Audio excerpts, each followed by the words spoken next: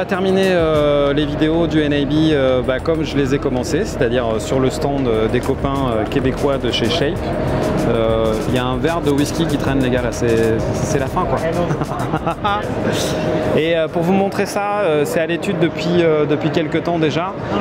Shape va aussi être le distributeur de City Producer, l'application dont je vous ai déjà parlé et dont je vais vous reparler plus en détail.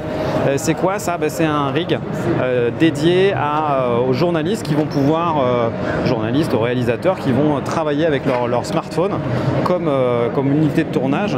L'idée c'est quoi? C'est de toujours d'avoir plus de stabilité avec les fameuses poignées Shape que j'adore, avec le fameux bouton Shape qui est décidément un truc absolument génial. Ici on a un petit préampli micro, on a un système d'alimentation avec 2 batteries qui redistribuent devant en USB pour alimenter le téléphone. On a 2 barres d'éclairage à LED. Tout ça est articulé aussi sur un espèce de mini bras magique, toujours avec les boutons Shape qui sont super. Il y a un petit potentiomètre pour faire varier l'intensité lumineuse. Et qu'est-ce que j'ai oublié? Entrée micro, réglage tout ça. Quand je parle de préampli, ça veut bien dire ce que ça veut dire. Là on a un petit micro Rode qui est branché donc dans le préampli, là dans le boîtier qui est là, et on a des petits potentiomètres qui vont permettre de régler le gain et tout ça. Voilà. L'idée c'est vraiment de pouvoir transformer son smartphone en une unité de tournage dédiée aux reporters principalement. C'est toujours très bien pensé les trucs de chez Shape. Ils sont malins les gars. Et pour parler justement de City Producer, on va tout de suite discuter avec cet homme-là qui s'appelle Philippe et qui va nous dire un petit peu dans les grandes lignes qu'est-ce que c'est que City Producer. Salut Philippe. Hello Emmanuel, bonjour à tous.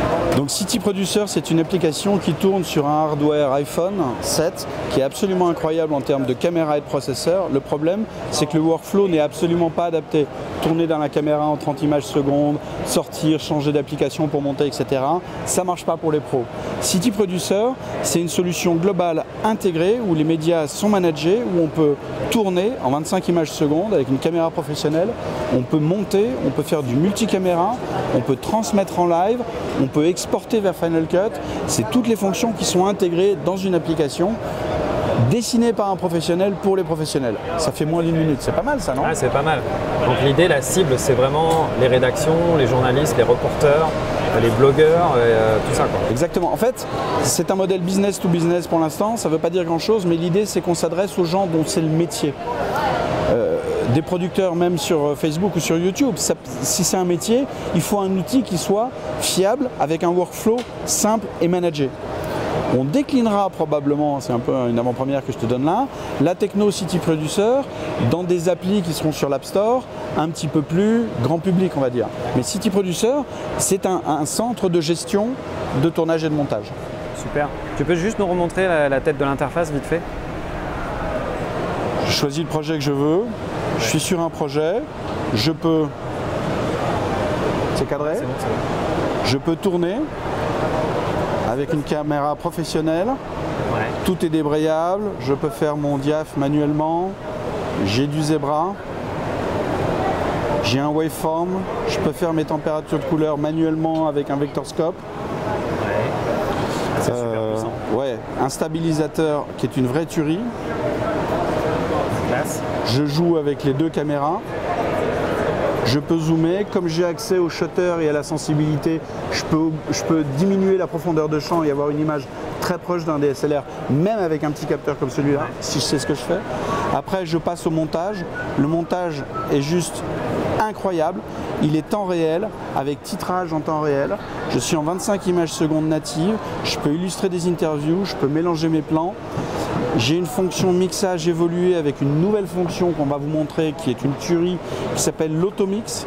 J'appuie sur un bouton et en moins d'1 seconde, mon sujet est complètement automixé, c'est-à-dire qu'il a coupé les segments de la musique en fonction des segments. On travaille avec des notions de rôle, ça il a détecté que c'était une interview, donc il a baissé la musique en dessous de l'interview. Et à la fin, complètement tuerie. Je vais être capable, pardon, je me trompe, je reviens dans mon montage, excuse-moi.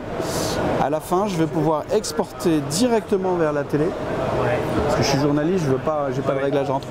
Je suis aussi capable d'exporter directement vers Final Cut Pro l'ensemble de mes médias du projet, ma musique, mon voice-over, avec un XML. Je vais le télécharger sur n'importe quel Mac en bypassant iTunes, donc pas d'Apple ID, pas de compte iTunes. Je ne veux pas mélanger mes photos, mon calendrier avec. J'utilise simplement le câble Lightning USB avec un client Mac qu'on installe sur le Mac. Les médias sont transférés à la vitesse du Lightning. Tu double-cliques sur l'XML et tu retrouves ton montage tel que tu l'as commencé dans City Producer. On se voit bientôt? On se voit très très bientôt, j'adore. Merci Emmanuel. Alors je vous en ai parlé dans le live Facebook et dans le premier vlog. Voici la première impression 3D de la cage dédiée au GH5 qui a été conçue et réalisée par Shape, et conception à laquelle j'ai pris parti, c'est-à-dire que j'ai eu un petit coup de fil il y a quelques mois qui me dit ouais nani nanana GH5 il faut qu'on fasse une cage. J'ai dit ouais nanani nanana ben on fait une cage. Alors là voilà, c'est la première impression 3D de cette fameuse cage de chez Shape. Là ils vont bosser sur les ajustements. Un des trucs hyper importants pour moi, ce que je leur ai demandé, c'est de faire quelque chose qui ne casse pas l'ergonomie de base du produit. J'aime énormément le grip naturel du GH5 et on va arriver ici à avoir une pièce de métal qui va être vraiment, qui va épouser le bosselage, le grip du boîtier. Et il y a ici tout ce qui est les découpes autour des gros boutons du dessus qui vont être aussi affinés. Voilà. Je ne peux pas vous dire quand est-ce que ça va sortir ni combien ça va coûter, mais je suis très excité de participer à ce projet. Voilà, j'adore la maison Shape qui fête cette année ses 10 ans et qui font toujours des accessoires et des produits très malins. C'est souvent un bon positionnement aussi au niveau du tarif et tout ça. Et voilà.